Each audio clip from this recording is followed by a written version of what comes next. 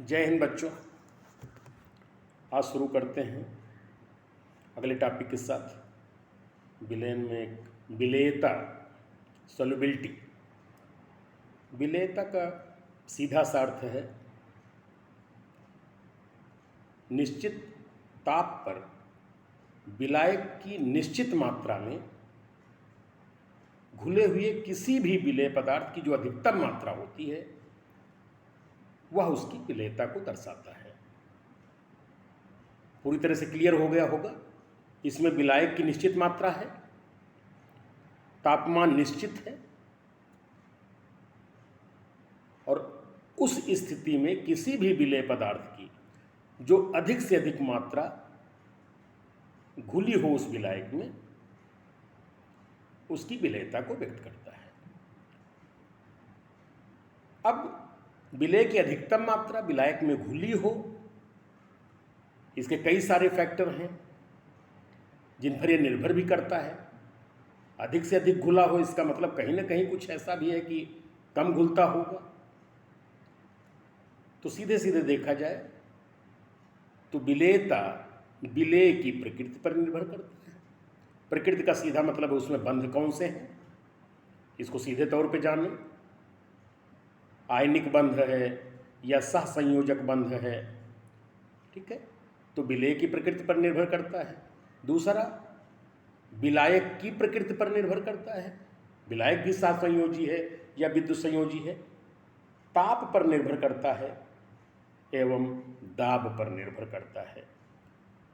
तो बिल्कुल इसको एक बार जान लें कि विलेयता का क्या मतलब है। तापमान निश्चित है, विलायक की मात्रा निश्चित है और विलायक की निश्चित मात्रा में निश्चित ताप पर किसी भी विलेय की जो घुली हुई अधिकतम मात्रा है वह विलेयता कहलाती है। विलेय की प्रकृति, विलायक की प्रकृति, ताप और दाब इन पर निर्भर करती है। तो हम यहाँ पर एक चीज़ आपको बता दें, समान समान जो हैं वो कंपैटिबल होते हैं, एक दूसरे में वो घुलेंगे। इस प्रकार से उदाहरण देखें, अध्रुवीय विलेय अगर है, अध्रुवीय विलायक है तो आसानी से अध्रुवीय विलेय अध्रुवीय विलायक में घुल जाता है। मतलब NaCl जल में आसानी से घोल बना लेता है। उसके बाद ध्रुवीय विलेय सहसंयोजी बंध जो होते हैं और ऐसा ही ध्रुवीय विलायक है तो ये आसानी से घुल जाएंगे एक दूसरे में। एंथ्रासीन बेंजीन के साथ विलयन बनाता है। इसको उलट करके जरा देखने की कोशिश करें। अगर हम सोडियम क्लोराइड को बेंजीन में घोलने की कोशिश करें तो नहीं घुलेगा आसानी से। एंथ्रासीन को जल में घोलने की कोशिश करें तो नहीं घुलेगा आसानी से। इसका मतलब समान समान प्रकार के विलेय और विलायक हैं तो आराम से ये विलयन बनाते हैं। अब इसके साथ दो तीन चीज़ें हम यहाँ समझें। विलेयता पर जो है ताप का क्या प्रभाव है।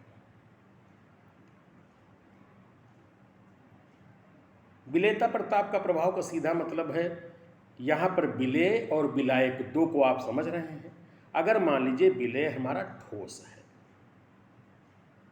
और इसकी द्रव में विलेयता हम देखते हैं, ठोस को द्रव में घोल रहे हैं, ठीक है। तो ठोस को जब द्रव में घोलेंगे तो यहाँ पर दो चीज़ और समझिए। एक, द्रव तो सीधे जल होगा। अगर ठोस जल में घोला जा रहा है उसको जलीय विलयन कहते हैं। अगर ठोस किसी और प्रकार के केमिकल में घोला जा रहा है, जैसे मान लीजिए कोई और अपना विलायक यूज कर रहे हैं, तो उसको अजलीय विलयन कहते हैं। तो विलयन को भी देखें तो जलीय विलयन जो जल में घोले जाते हैं विलेय, दूसरा अजलीय विलयन जो जल के अलावा और विलायक उपयोग में लाए जाते हैं उनको अजलीय विलयन कह देते हैं। तो आइए विलेयता पर ताप का प्रभाव हम देखें। बहुत ध्यान से समझने की कोशिश करिएगा, थोड़ा सा टेढ़ा है ये। तो ठोस की द्रव में विलेयता, ठोस की द्रव में विलेयता पर हम ताप का प्रभाव देखें तो आप ये समझ लीजिए, ठोस जब भी द्रव में घोला जाता है तो दो चीज़ें पहले समझने की कोशिश करिए, पूरा प्रोसेस समझिए क्या है, ठीक है। क्योंकि ठोस की द्रव में विलेयता पर ताप का बहुत ही महत्वपूर्ण प्रभाव है। तो इसको पहले देखिए कि मान लीजिए हम घोल रहे हैं तो सॉल्यूशन बनता कैसे है, एक बार उसको समझने की कोशिश करें। हम स्टेप वाइज आपको बताने की कोशिश कर रहे हैं। जैसे ही आप द्रव लेते हैं, द्रव में विलेय को घोलना शुरू करते हैं। मान लीजिए विलेय ठोस है हमारा, ठीक है। तो विलेय ठोस है तो वहाँ पर निश्चित तौर पे विलेय जैसे ही जल में घुलना शुरू होता है तो इस प्रक्रिया को हम क्या कहते हैं, विलीनीकरण कहते हैं। विलीनीकरण कहते हैं, डिसोल्यूशन कहते हैं, घुलना कहते हैं। ठोस विलेय को द्रव विलायक में डालते हैं तो यह जो घुलने की प्रक्रिया है, यह भी कभी कभी आपसे पूछ ली जाती है। इसको विलीनीकरण कहते हैं, घुलना प्रक्रिया कहते हैं। अब आप देखें, विलेय मैंने विलायक में डाला, घुलना शुरू हो गया। उसके बाद यह एक स्थिति में विलयन में काफ़ी मात्रा में घुल गया। अब देखिए, जब विलयन में विलेय काफ़ी मात्रा में घुल गया तो देखिए विलयन के कुछ कण हो गए और हम विलेय ऊपर से मिला रहे हैं। तो इस स्थिति में आप यह देखेंगे कि विलयन के कण और मिलाए गए ठोस के विलेय के कण, फिर से ध्यान से सुनिए, विलयन के कण और मिलाए गए ठोस के कण आपस में मिलकर के क्रिस्टल जैसा रूप बना देते हैं। उनको कहते हैं पृथक्कृत हो जाते हैं और संघट्ट करके बिल्कुल अलग हो जाते हैं, क्रिस्टल जैसा रूप बनाते हैं। इसको क्रिस्टलीकरण कहते हैं। तो आपने एक प्रोसेस पढ़ा विलयन में, विलीनीकरण, और विलीनीकरण के बाद आपने देखा विलयन के कुछ ऐसे कण हैं जो दोबारा ठोस और मिलाएंगे तो उनसे मिल करके वो क्रिस्टलाइजेशन एक होता है, क्रिस्टलीकरण होता है।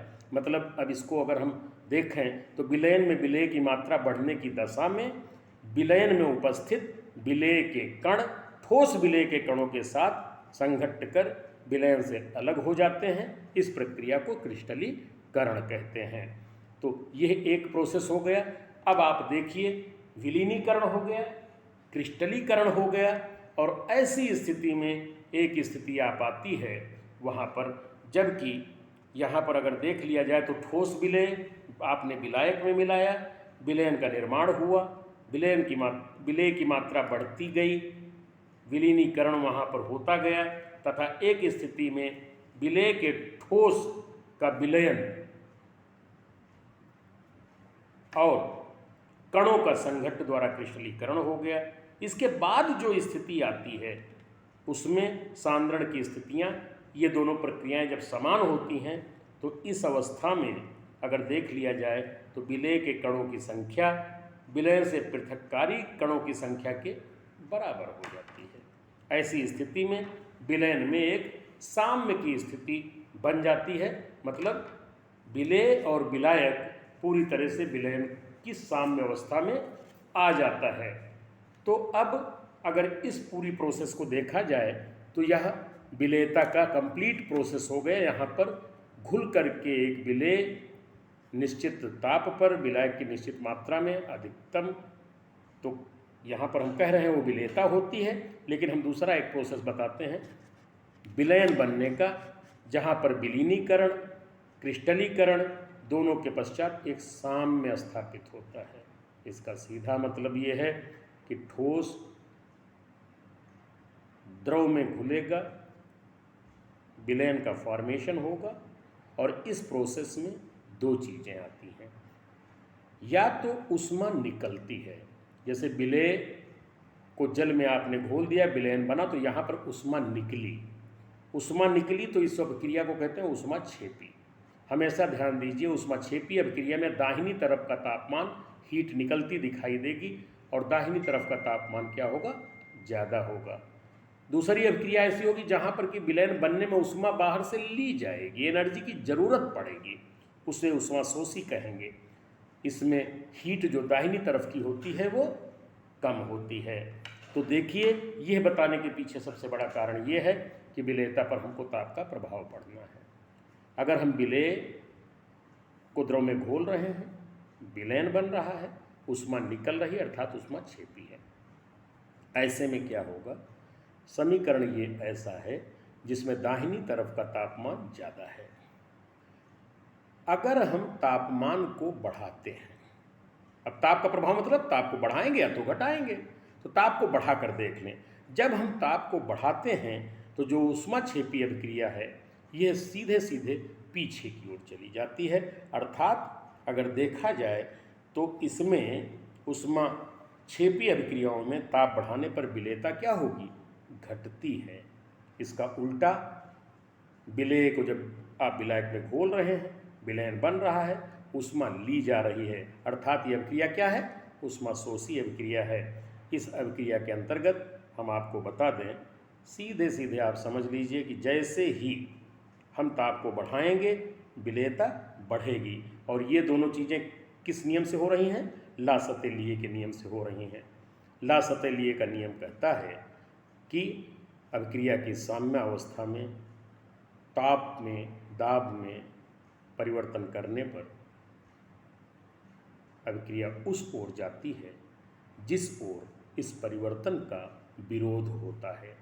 इसका मतलब है, पहली अभिक्रिया ऊष्माक्षेपी मैंने लिखी है, दाहिनी तरफ का ताप ज़्यादा है, जब ताप आप बढ़ाओगे तो अभिक्रिया पीछे चली जाएगी, अर्थात विलेयता घट जाएगी।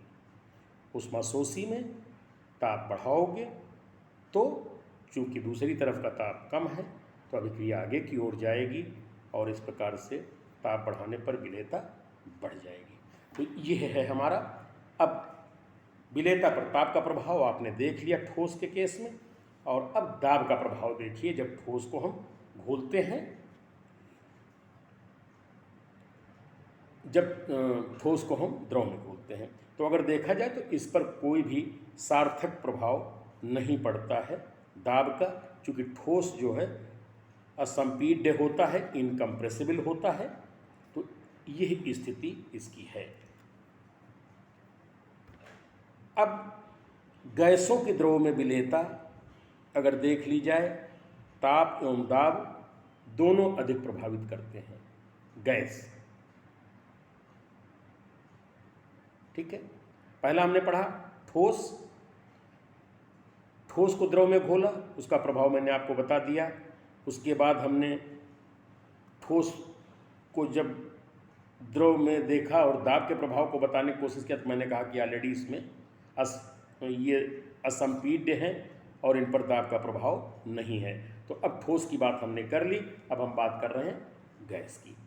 गैस की द्रवों में विलेयता पर देखा जाए तो ताप और दाब दोनों अधिक प्रभावित करते हैं।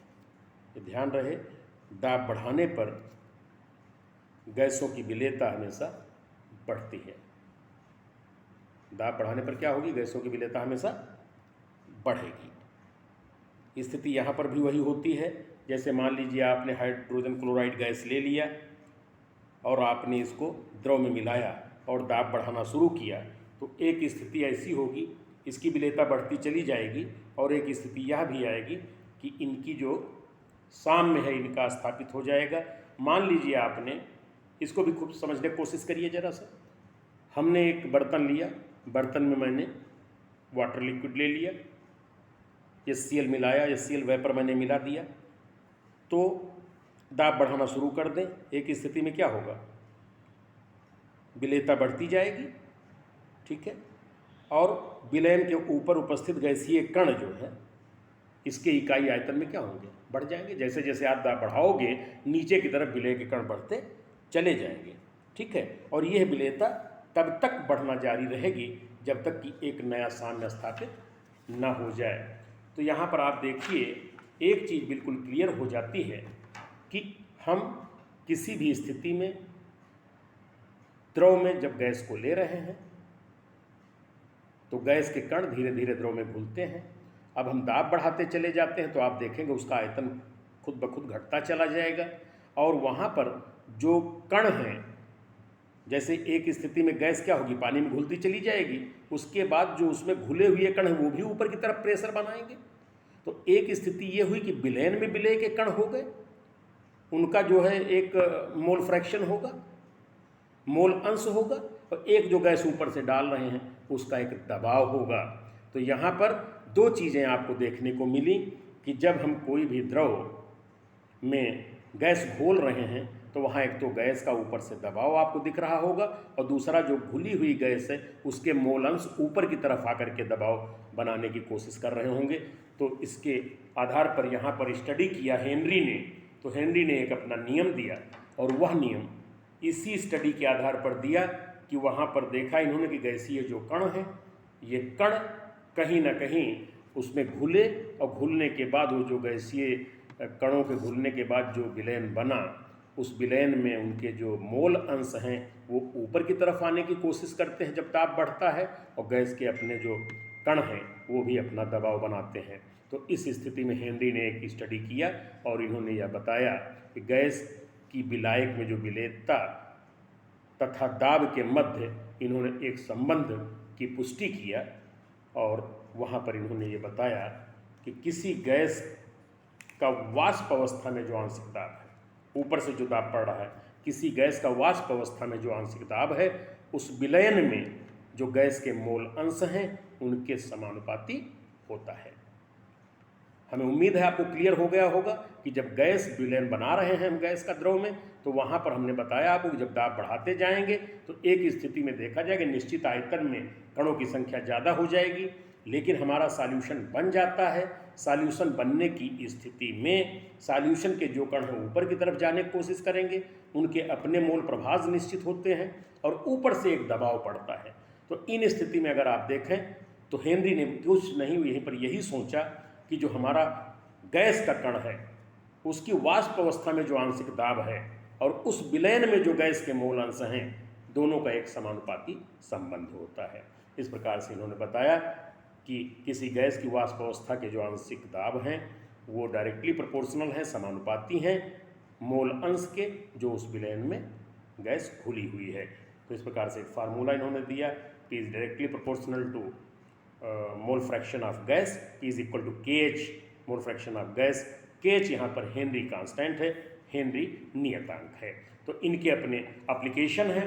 एप्लीकेशन में थोड़ा सा और हम डिस्कस करना चाहेंगे। जैसे मान लीजिए ज़्यादा घोलना है गैस को तो दाब बढ़ाते हैं, इसका मतलब दाब बढ़ाने पर गैस जो है अपना क्या है, ज़्यादा घुल रही है। सोडा जल में CO2 की विलेयता बढ़ाने के लिए हम क्या करते हैं, दाब बढ़ा करके बॉटल को बंद कर देते हैं।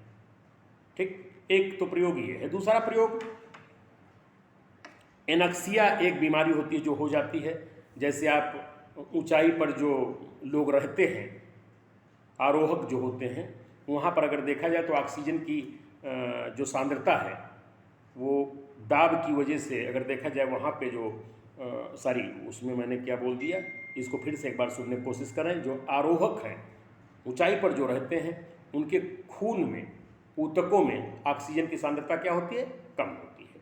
उसका कारण यह है कि ऊंचे स्थानों पर ऑक्सीजन का दबाव जो है कम है, नीचे के स्थानों के तुलना में, सतही स्थानों की तुलना में ऊंचे जो स्थान हैं उन पर दबाव ऑक्सीजन का कम है।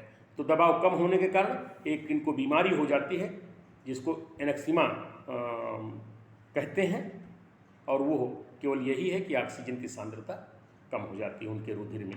लेकिन जो सबसे ज़्यादा इसमें समझने लायक आपका प्रयोग है वो ये है कि जो डाइवर्स होते हैं, गोताखोर होते हैं, समुद्र में जब जाते हैं तो समुद्र में नीचे जो है जल का दबाव क्या होता है, वहाँ पर दबाव ज़्यादा होता है। और जो आप सांस ले रहे हैं, अगर वो वायुमंडल की सांस है तो उसमें आप देख रहे हैं नाइट्रोजन क्या है, अराउंड 80% है, 79.8% आप मान लीजिए, 79.2% मैंने बताया है, 79.2% है। तो अब ऐसी पोजीशन में क्या है, ऑक्सीजन बहुत ज़्यादा उसमें नहीं है नाइट्रोजन की तुलना में। तो जब नीचे दबाव है तो दबाव होने की वजह से जब डाइवर्स जो गोताखोर हैं वो सांस लेते हैं तो सांस लेंगे तो नाइट्रोजन की मात्रा दबाव की वजह से रुधिर में उसकी विलेयता बढ़ जाती है। तो जब रुधिर में उसकी विलेयता बढ़ जाती है तो वहाँ तो विलेयता बढ़ गई।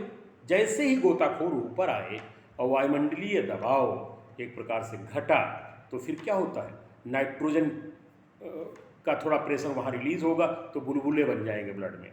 तो उससे क्या होता है, कोशिकाएं जो है अवरुद्ध हो जाती हैं ब्लड की। ठीक है, तो ऐसी स्थिति में इस बीमारी को बेंड कहा जाता है, बेंड। तो बेंड बीमारी हो जाती है तो इसमें तुरंत जो है जान भी जा सकती है, चिकित्सा की जरूरत पड़ती है। तो इसीलिए इसका एप्लीकेशन बहुत बड़ा क्या है हेनरिक का, कि इन्होंने जो गोताखोर लोग हैं वो एक दूसरे प्रकार की वायु डाइवर्स लेकर के जाते हैं और उस वायु में नाइट्रोजन की मात्रा कम होती है। उसका सबसे बड़ा कारण यही है कि दाब का प्रभाव है विलेयता पर, और जैसे अंदर जाते हैं दाब की वजह से हमारी वायुमंडलीय जो दाब है अंदर ज़्यादा है, तो इस प्रकार से ये लोग वायुमंडलीय ऑक्सीजन नहीं लेते हैं, दूसरे प्रकार की वायु लेकर जाते हैं, जिसका कंपोजिशन मैंने यहाँ पर दिया है। हीलियम से डाइल्यूट की जाती है वो गैस जो लेकर जाते हैं। इसमें हीलियम 11.7% है, नाइट्रोजन 56.2% है, और ऑक्सीजन की कंसंट्रेशन बढ़ा लेते हैं, 32.1 कर देते हैं। तो जब ये कंपोजिशन वो लेते हैं गोताखोर लोग, तो उनको कभी भी इस प्रकार की दिक्कत नहीं आती, बेंड नहीं होता। अर्थात किससे बचना चाहते हैं वो? चूँकि विलेयता पर दाब का प्रभाव है, उसकी वजह से उन्हें दिक्कत होती है, तो उसी से बचने के लिए गैस का कंपोजिशन, वायु का कंपोजिशन अंदर जब जाते हैं उसको लेते हैं, वो सांस उस वायु से लेते हैं। दूसरा, हमने पीछे पढ़ लिया जो है ठोस का द्रव में घोलने पर जो ताप का प्रभाव है, उसके बाद दाब का प्रभाव उस पर नहीं पड़ता। फिर मैंने गैस द्रव में घोला, उस पर दाब का प्रभाव आपको बताया, हेनरी का नियम बताया, और उसके बाद अब देखिए क्या बचता है। ताप बढ़ाने पर द्रव की गैस में विलेयता घटती है। सीधी सी बात है, दाब बढ़ाने पर ये बढ़ती है, लेकिन जब ताप बढ़ाते हैं तो द्रव की गैस की विलेयता द्रव में घट जाती है। ताप बढ़ाने पर, दाब बढ़ाने पर बढ़ रही है, ताप बढ़ाने पर घट रही है। उसका कारण है यह प्रक्रिया ऊष्मा उत्सर्जन की प्रक्रिया है। इसमें ऊष्मा निकलती है सॉल्यूशन फॉर्मेशन में। जैसे ही गैस के कण आप वहाँ पर घोल रहे हैं, टेम्परेचर दे रहे हैं, तो हीट जो है कहीं न कहीं निकलती है, और जब भी हीट निकलेगी तो आप समझ लीजिए विलेयता पर क्या प्रभाव पड़ेगा। सीधे सीधे विलेयता उसकी कम हो जाएगी, जैसा कि आपने इसके पहले भी पढ़ा है। ऊष्माक्षेपीय अभिक्रिया में ताप बढ़ाने की स्थिति में विलेयता घटेगी, तो यहाँ पर भी ताप बढ़ाने पर द्रवों की गैस में विलेयता घट जाती है। इसके बाद इसमें एक न्यूमेरिकल भी है, इस न्यूमेरिकल को हम आपको बता देते हैं। हमने किया क्या, हेनरी लॉ पर ये न्यूमेरिकल है, बोर्ड के हिसाब से इसको कंसीडर कर सकते हैं। 6.56 × 10⁻³ ग्राम इथेन, संतृप्त विलयन में इथेन का आंशिक दाब 1 बार है। यदि विलयन में 5 × 10⁻² ग्राम इथेन हो तो गैस का आंशिक दाब ज्ञात करिए। फार्मूला हमारा P = KH × X।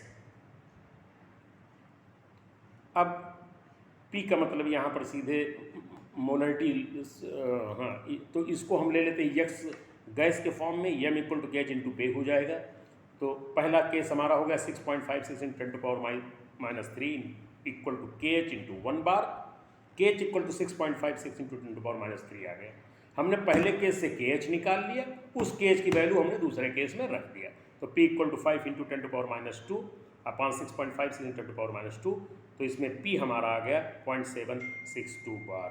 तो इस प्रकार से अगर देखा जाए तो आप विलेयता को समझ गए होंगे, और हमने हेनरी का लॉ बता दिया। इसका एक न्यूमेरिकल इसमें है, इसको ध्यान से पढ़ लीजिएगा, और शेष फिर आगे हम कुछ और टॉपिक्स को आल्दो मैंने इसमें बता दिया है, सॉल्यूशन कैसे बनेगा, जलीय विलयन, अजलीय विलयन, विलीनीकरण, क्रिस्टलीकरण, ये बता दिया है। इसी पर आगे थोड़ा सा और देख लेंगे, और उसके बाद संतृप्त विलयन और असंतृप्त विलयन आप जान ही रहे होंगे। विलयन को निश्चित ताप दाब पर अगर देखा जाए, अधिक विलय अगर न घोला जा सके तो वो संतृप्त विलयन होता है। कोई ऐसा विलयन जिसमें अगर देख लें तो निश्चित ताप दाब पर अधिक विलय और न मिलाए जा सके, उसको संतृप्त विलयन कहते हैं। और एक ऐसी स्थिति आ जाए जहाँ विलयन में निश्चित ताप दाब पर अधिक विलय घोले जा सके, इसका मतलब उसकी अभी और भूख है, उसमें विलय के कण और होने चाहिए विलयन बनने के लिए, या यूँ कह लें कि विलायक में अभी डाइजेस्ट करने की क्षमता है। तो ये दो प्रकार के और विलयन मैंने लिखा हुआ है यहाँ पर, संतृप्त विलयन और असंतृप्त विलयन। वह विलयन जिसमें निश्चित ताप दाब पर अधिक विलय ना घोले जा सकें संतृप्त विलयन कहलाता है, और निश्चित ताप दाब पर अगर और अधिक विलय के कण घोले जा सकें तो उस विलयन को हम असंतृप्त विलयन कहते हैं। ये बहुत इंपॉर्टेंट टॉपिक है, और इन्हें बहुत ध्यान से 2 बार 3 बार पढ़ लीजिएगा, और उसके बाद अगले क्लास से जुड़ते हैं। धन्यवाद।